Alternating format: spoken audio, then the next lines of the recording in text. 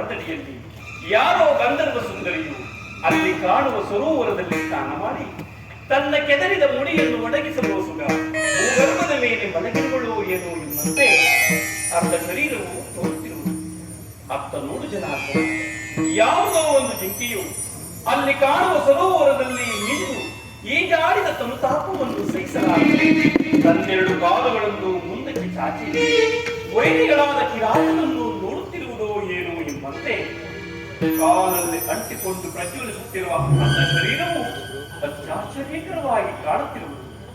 ಜಗದೀಶ್ವರ, ಜಗತ್ತಿನಲ್ಲಿ ಆಶ್ಚರ್ಯಕರವಾದ ಸಂಗತಿ ಏನೆನ್ನುವುದು ಆ ಮರದಡಿಯಲ್ಲಿ ಮಲಗಿರುವ ಮಹರ್ಷಿ ದೇವನಲ್ಲದೆ ಅದು ನನಗೂ ತಿಳಿದಿರುವುದು ಜನಾರ್ದನ.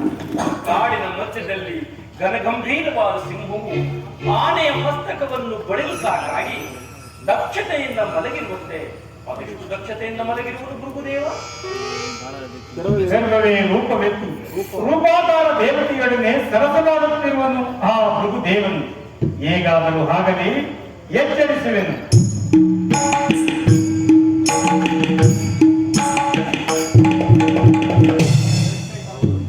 ಎಚ್ಚರವಾಯಿತೇ ಭೃಗುದೇವ? ಎಚ್ಚರವೇನು ನಾರಾಯಣ? ಈ ಭೃಗುಮುನಿಯು ತನ್ನ ಆತ್ಮಜ್ಞಾನದಲ್ಲಿ ಯಾವಾಗಲೂ ಎಚ್ಚರವಾಗಿಯೇ ಇರುವನು. ಅವನಾರು ಆ ಶಿಲಾತಂಪದ ಮೇಲೆ ಕುಳಿತಿರುವ ಶಿವಯೋಗಿಯು ಅವನೇ ಪರಮಾತ್ಮನಾದ ಪರಶಿವನು. ಪರಮಾತ್ಮನಾರು ನೀವೀವರು ಇನ್ನೂ ಚಿಕ್ಕವರು, ನಿಮಗಾವ ವಿಚಾರವೂ ತಿಳಿಯದು. ಅದಿರಲಿ, ಬಹು ಸಂಭ್ರಮದಿಂದ ಎಲ್ಲಿಗೆ ಹೋಗುತ್ತಾ ಬಂದು ಕುಳಿತಿರುವಿರಿ?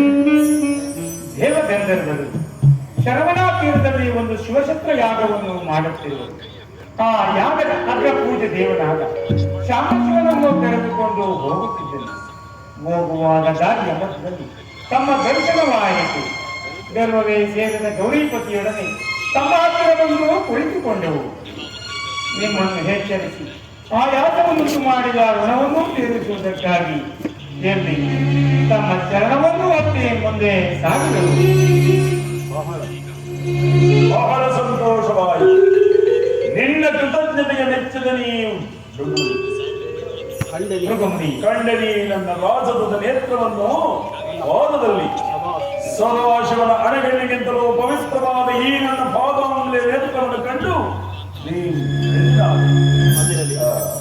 ಅದಿರಲಿ ಎಲೈ ಸದಾಶಿವ ಮೂರ್ತಿಯೇ, ನೀನೇಕೆ ಮೌನವಾಗಿ ಕುಳಿತಿರುವೆ? ಮೌನವಲ್ಲದೆ ನಿನ್ನೊಡನೆ ಮಾತೇನು ಮೃಗೃಷಿ? ಹಾಗಾದರೆ ನೀನು ನನ್ನೊಡನೆ ಮಾತನಾಡುವುದಿಲ್ಲವೋ?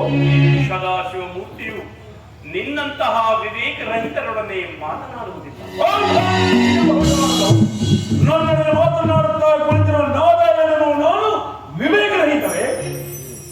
ಅದನ್ನು ನೀನೇ ವಿವೇಚಿಸಬೇಕು ಮೃಗೃಷಿ. ಕಾಡಿನ ಮಧ್ಯದಲ್ಲಿ ಬೆಳೆದಿರುವ ಬಿದಿರುಗಳು ಒಂದಕ್ಕೊಂದು ತಿಕ್ಕಾಡಿ ಅದರ ಮುಂದಾದ ಹಕ್ಕಿಯು ಇಡೀ ಕಾಡನ್ನೇ ಧರಿಸುವುದು.